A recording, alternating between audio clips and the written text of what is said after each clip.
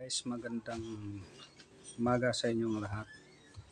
Mayroon naman akong isi-share sa inyo mga half dollar na nagtaasan na pala ang mga presyo nito. At ito guys, umpisa na natin.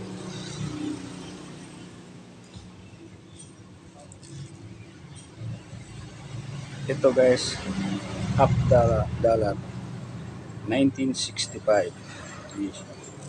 Sa likod niya, United States of America.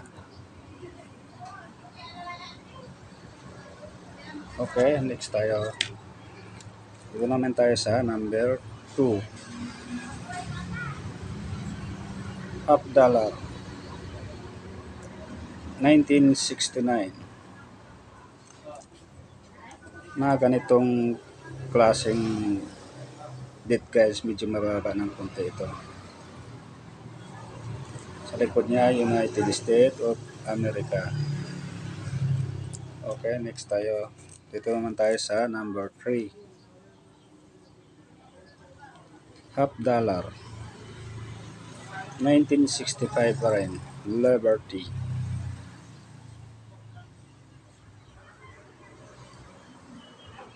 United States of America. Half dollar.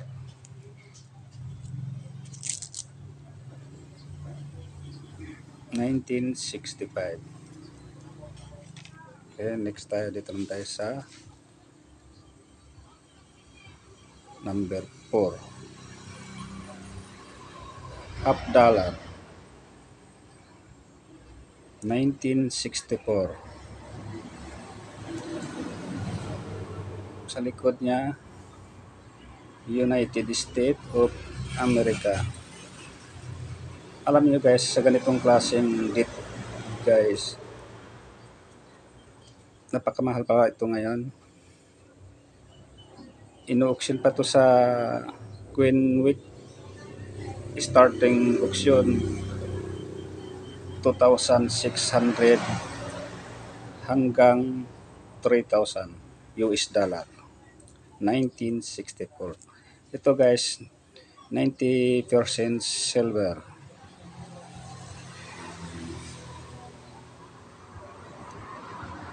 Half dollar, United States of America.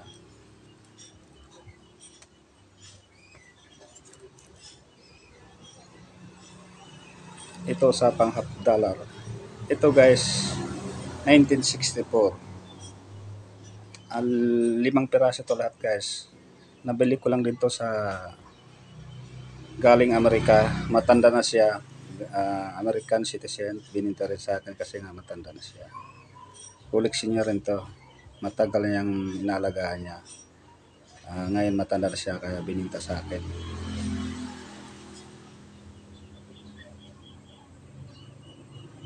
$90 silver.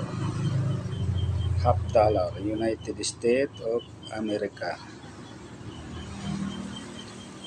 Mga ganitong klaseng Queen's Guy 1964. Alam mo guys, nakikita sa mga online, yung iba nga dito maabot ng 5,200 US dollar hanggang 12,000 US dollar. 1964.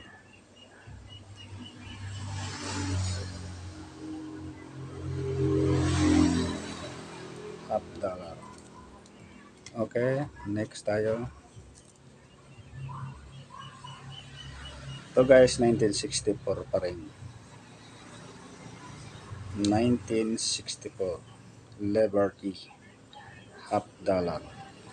90% silver. United States of America.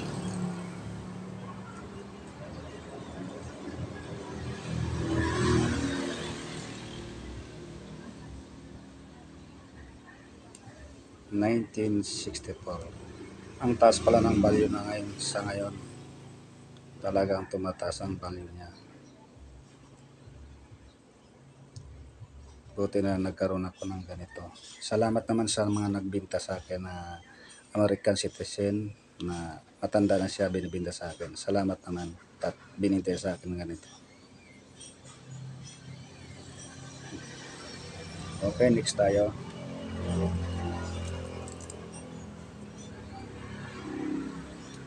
Ito guys, 1964 pa rin. In God We Trust, Liberty, $50, 1964. D, 1964.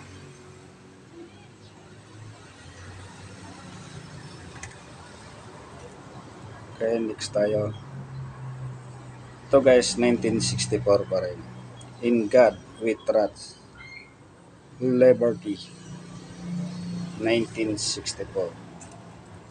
Sa likod niya, United States of America, gawa sa silver. 90% to guys, silver.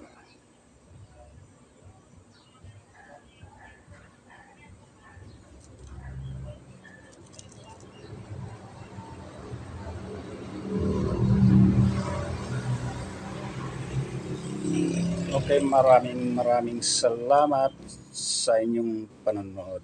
Salamat.